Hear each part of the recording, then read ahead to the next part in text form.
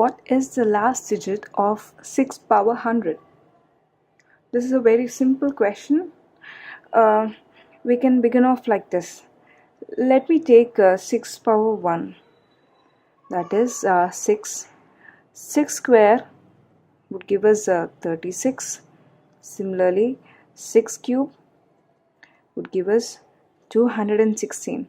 So we can see a general pattern here that when I'm multiplying 6 by 6, the last digit is always 6.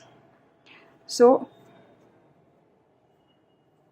if I continue this, so finally 6 power n would give us some number which would end by the number 6 in the end. So therefore even 6 power 100 would end with the digit. Take a screenshot of the solution and please do subscribe to our channel for more solutions.